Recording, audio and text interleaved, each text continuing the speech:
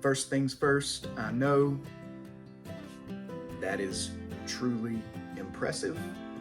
Graphic arts department at Cross2Community, second to none. Hey, for just a moment, I want to tell you a little bit about what we do with Cross2Community Groups, small group ministry when we come into communities, how that's a little different than small groups that you may or may not have at your church, and what's the point? All right, so check this out. You've got 3 churches here, right? So 3 churches and community members, and you can see green, purple, red. So this is Anywhere USA. So Green Church is United Church of the Green, right? So at United Church of the Green, they've got killer music. That's the only musical note I know how to make. But let's say they got killer music. They've got a basketball goal out front for kids. So a really tall basketball goal. They got a basketball goal up front for kids. They got killer music. They got a great pastor who just goes out into the community and meets people. Super speaker. Does a great job. And this church, by the way, loves them some Jesus, right? So that's United Church of the Green. Then next door, you got First Purple. And First Purple, this is a really intelligent congregation that loves to think things through. These guys are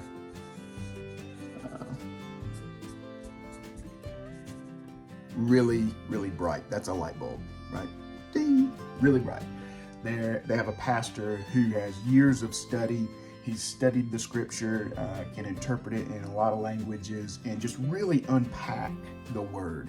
Super church who, by the way, loves Jesus and are doing things the right way, right? So super cool music, great pastor, good youth program, loves Jesus. Highly intelligent, think things through, great teaching, loves Jesus. Then over here, you've got the Church of the Orange Brethren, right? And what these guys also just love Jesus. That is the messiest cross ever. They love Jesus and they love fellowship and getting together and just being a good down-home congregation. They make the greatest chicken pies. That's either a chicken pie or a headband and an afro. I don't know. Let's call that a chicken pie, right?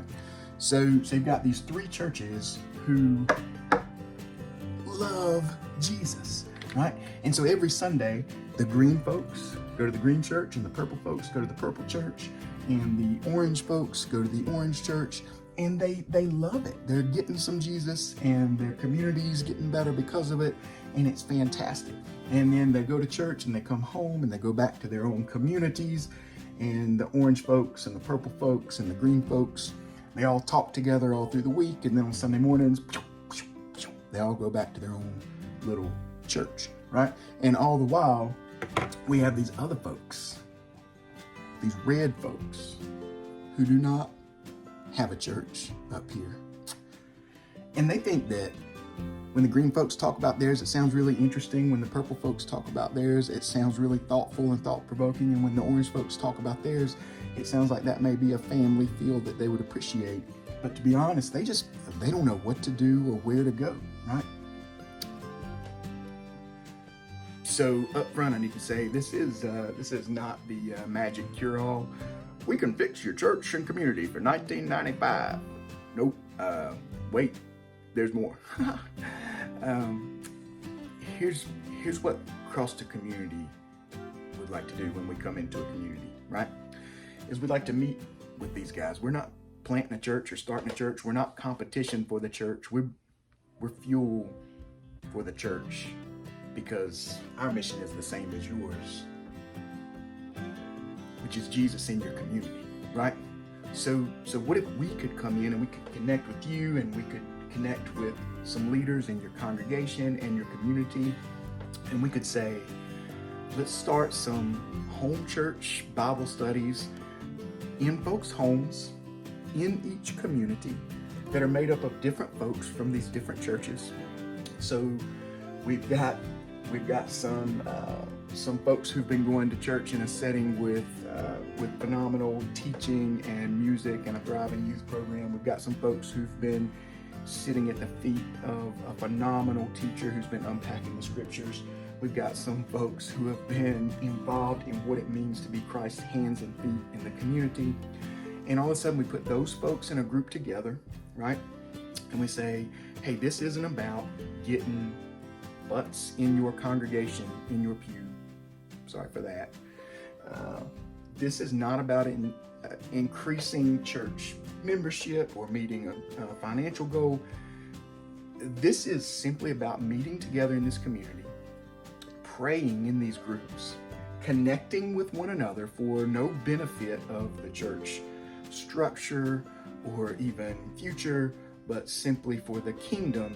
And we say, let's work on our hearts, and let's work on each other, and let's invite some of these red folks in here, because we've taken down some of the walls of, well, you only want me in here so I can tithe and donate to your building fund or your church, or I don't really trust all these years of teaching, and instead we're meeting in groups in people's homes, and we're hanging out, and we're having a good time, and we're talking about life, and we're building deeper connections within different members and different congregations, and also saying, hey, there's some folks in this community who maybe would walk into a living room or a patio or a coffee shop for a meeting before they would walk in church doors.